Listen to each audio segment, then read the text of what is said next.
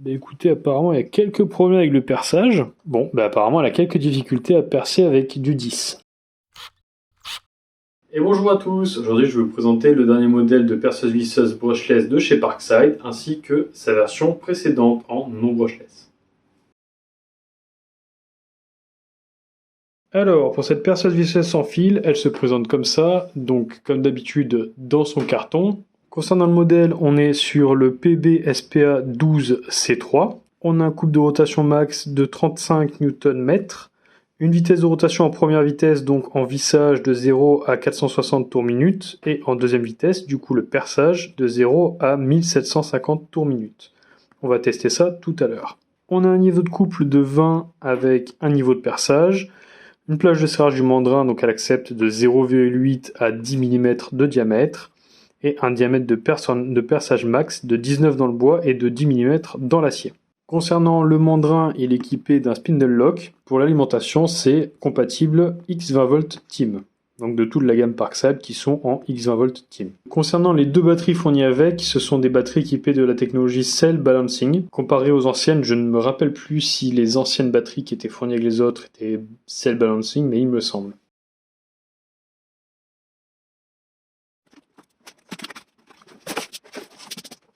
Alors, la pochette se présente comme ça.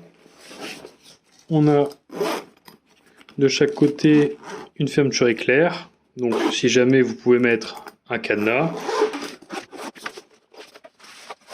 Voilà la bête. Donc, la machine, une batterie, deux batteries et le chargeur. Comme toutes les autres machines de ce type, donc je vous présenterai après, c'est Grizzly Tool qui les produit. Et on a ici les trois. Donc on a ici les trois coffrets qui sont fournis avec. Donc du coup les coffrets d'accessoires. On a des mèches métal, on a des mèches bois et on a un set d'embouts, du cruciforme, de l'étoile et ben on n'a pas de plat. D'accord, ça c'est intéressant. Concernant l'ensemble en lui-même, j'aurais préféré largement une boîte en plastique.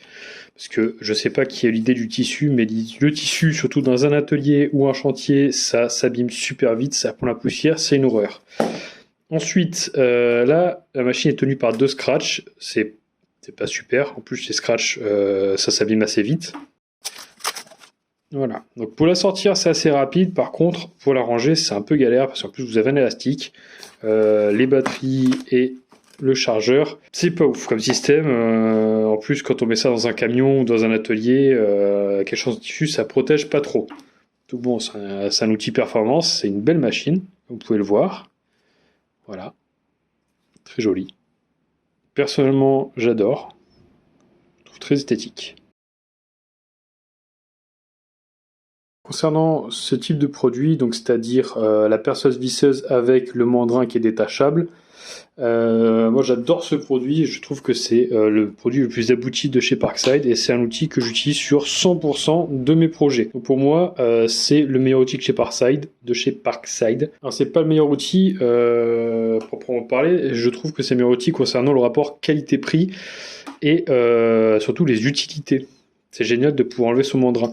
De mémoire, il n'y a que Milwaukee qui fait ça, et elle est à 350 € sans la batterie, je crois, et Festool bien sûr qui fait ça, mais elle est plus dans les 600-800 €. Là, à nu, elle est à 20 €, donc c'est-à-dire 20 € sans la batterie. Alors pourquoi j'en ai trois? Parce que pour la petite histoire, là je suis sur le modèle PBSA 12D2.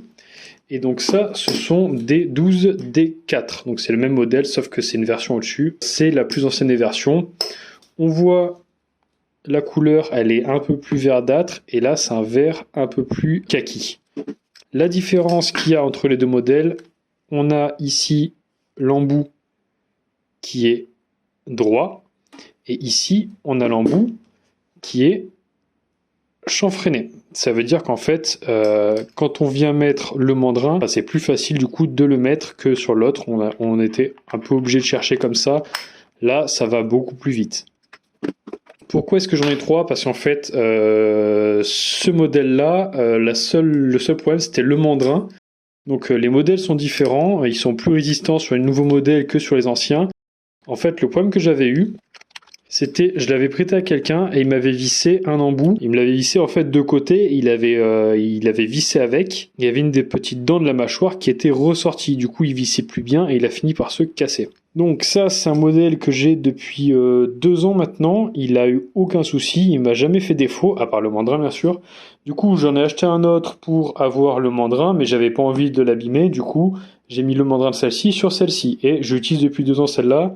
Elle me sert en cas de secours. Et celle-là, c'est mon père qui en voulait une pour lui, donc du coup j'en avais acheté 2 autres. Concernant les différences, alors déjà une différence on va dire un peu majeure, c'est que ce modèle est plus petit. Donc il est plus petit de la bague en métal que vous avez ici. Donc on est sur du 18 à peu près, et ici on est sur du 18,5. Donc il y a 1,5 cm en moins.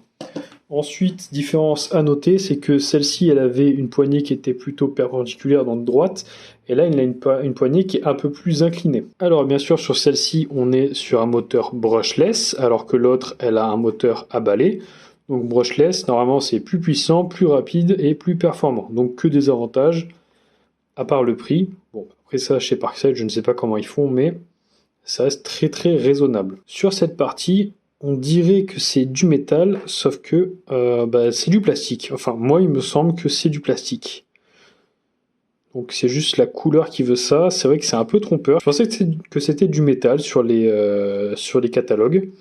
Mais bon, si ça fait le taf, ça va très bien. Donc ici, on a les caractéristiques avec les rappels, donc le max, les tours, etc. Le voyant de batterie qui est ici. La LED change aussi. Avant, on avait une espèce, on va dire, de verrière en plastique. La LED ne restait pas allumée. Ici, voilà, la LED reste allumée avec le voyant aussi. Il reste allumé pendant quelques secondes. Est-ce que c'est bien? Est-ce que c'est pas bien?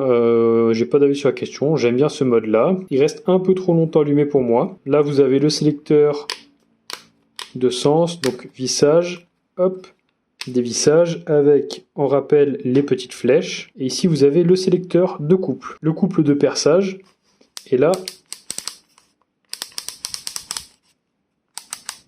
voilà, vous avez la sélection des autres couples. Un joli bruit.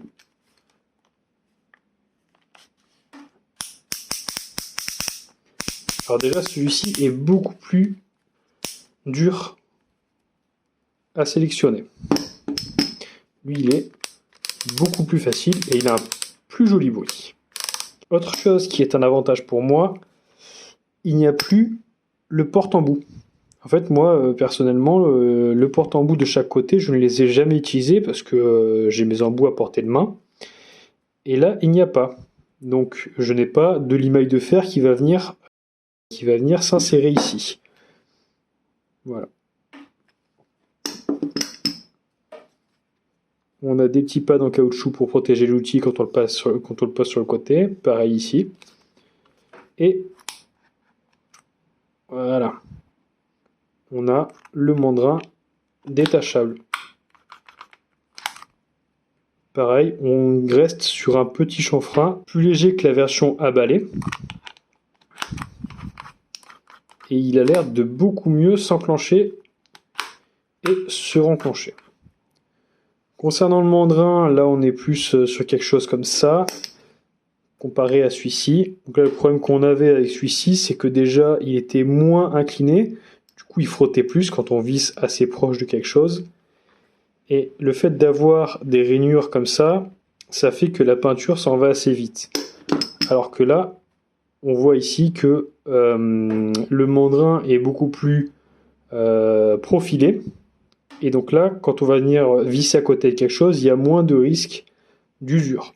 Concernant la sélection des vitesses, on a pareil la sélection vissage et perçage sur le haut. Donc là, on est en 1, on est en vissage. En 2, on est en perçage. En 1 et en 2. Le sélecteur est beaucoup plus petit que sur celui-ci. Perso, je préfère celui-là. il est plus facile d'accès pour mettre les pouces, alors que celui-ci, alors peut-être parce qu'il est neuf, mais il est beaucoup plus rigide. Alors, concernant la prise en main de poignée droite version poignée inclinée, je préfère personnellement la poignée droite. Pourquoi? Parce que ici, j'ai l'impression que ça me rentre un peu plus dans la main. À moins de le prendre comme ça, et je suis beaucoup moins agréable. Voilà, je le prends comme ça, et là, ça me rentre plus dans la main comparé à cette version où, pas de souci que ça me rentre dans la main. Donc, je sais pas. Moi, quelle version vous préférez? Personnellement, je préfère la version droite plutôt que la version légèrement inclinée où je trouve que ça me rentre un peu dans la main. Mais bon, c'est vraiment un détail minime. Ce n'est pas pour chipoter, mais quand j'enfonce la gâchette à fond, j'ai la partie plastique qui vient, qui est assez tranchante quand même, qui vient mordre dans les doigts. Donc ça, c'est pas très agréable. Et en plus, il y a un jeu assez conséquent au niveau de la gâchette. Bon, là, c'est pas un souci très grave, mais il y a de la poussière qui peut venir se caler ici et par la suite venir créer des problèmes. Alors, pour ce genre d'outil, je préconise de changer régulièrement le petit film d'huile que vous avez dans ces deux parties pour éviter qu'il y ait de problèmes de corrosion et pour que les deux parties s'assemblent toujours aussi facilement.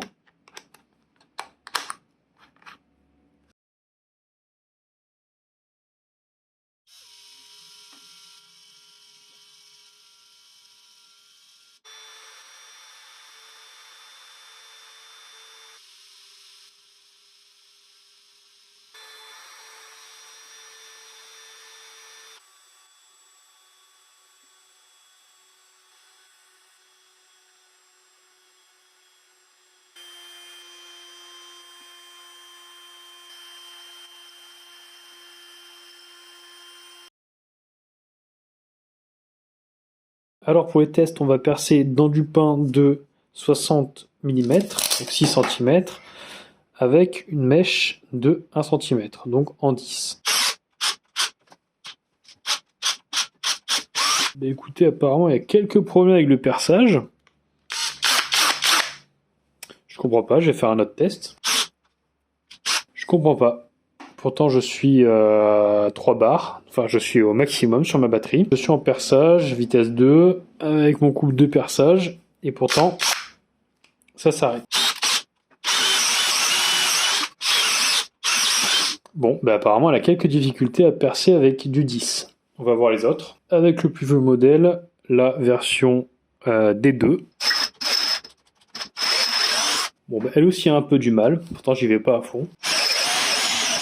Je vais essayer avec une autre mèche, on va voir ce que ça donne. Alors, on est sur une autre mèche, toujours du 10. C'est aussi du Parkside, mais c'est pas le même modèle. J'ai changé le bois, on va réessayer.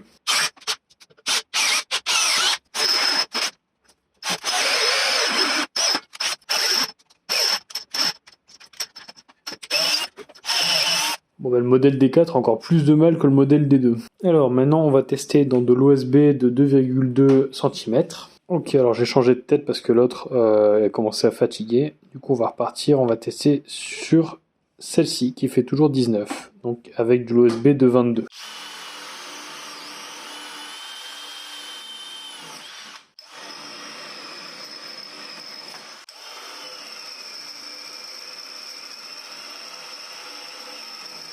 Alors sur ce graphique, on peut voir clairement que le modèle D2, donc le modèle le plus ancien, est le plus rapide. Le modèle brushless est au milieu et le modèle D4 vient tout après.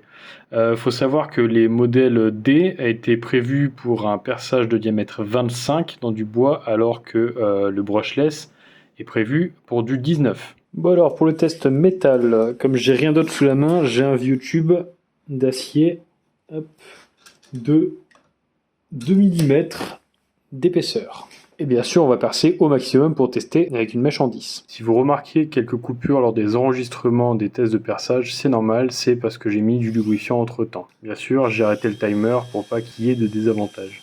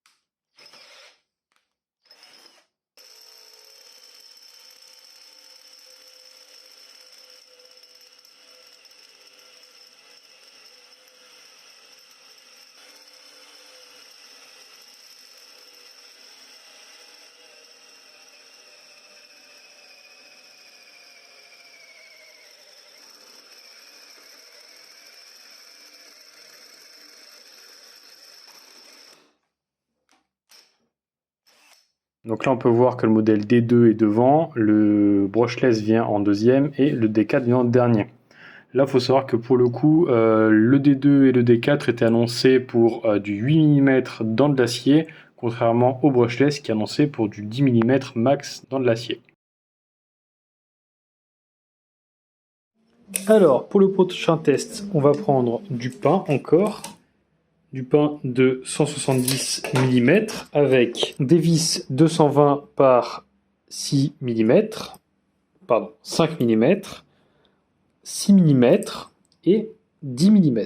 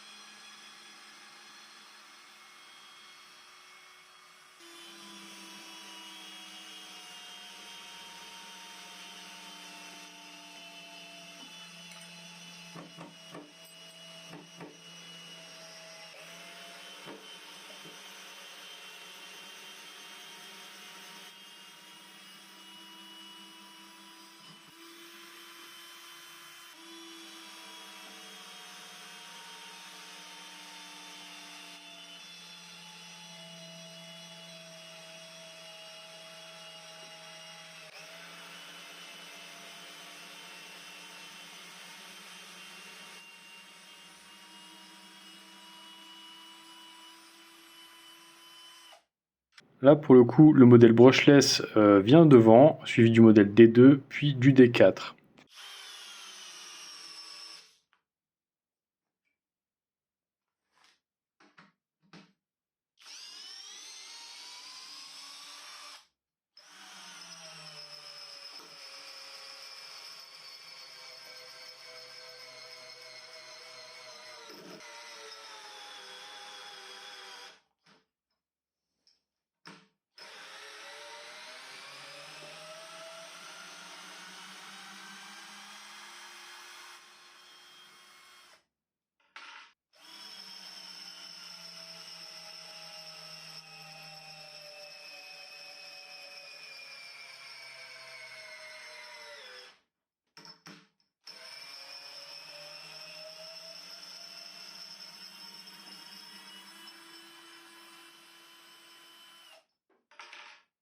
Étonnamment, sur le test de la vis en 6 mm, du coup je me suis trompé sur le graphique, il n'y a que le modèle D4, donc le modèle qui était derrière à chaque fois, qui a réussi à finir, alors que les autres modèles n'ont pas réussi à visser jusqu'au bout, même si le D2 a vissé quasiment jusqu'à la fin. Bon, alors avec ce qui vient de se passer, c'est évident que je ne vais pas essayer avec la vis de 10. Surtout que je suis sur du pain, donc c'est pas le bois le plus solide, donc voilà, un peu surpris du résultat.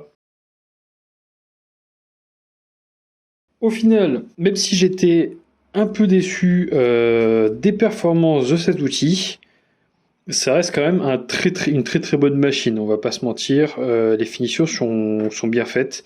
J'adore l'aspect général. Par contre, j'ai été un peu déçu des performances. En fait, je m'attendais à beaucoup mieux et bon, je reste sur je me retrouve avec un outil qui est convenable, alors que j'attendais un outil quand même exceptionnel par rapport à dire au cliché du brushless. Voilà, on dit brushless, c'est ce qu'il y a de mieux, etc. Vous avez bien vu sur la dernière partie, sur la dernière partie des tests, elle n'arrivait pas à finir une vis de 6, alors que les deux autres ont réussi. Donc bon, Je pense que, alors je sais pas s'il y a eu d'autres modèles en performance. Alors si c'est un premier jet, c'est un bon premier jet. On attend mieux par la suite. Mais quand même réussir à sortir du brushless à 50 euros. Bon, 50 euros, c'était le pack complet. J'aurais préféré la caisse en plastique avec sans les accessoires et un peu moins cher. Mais on reste sur quand même quelque chose de très convenable.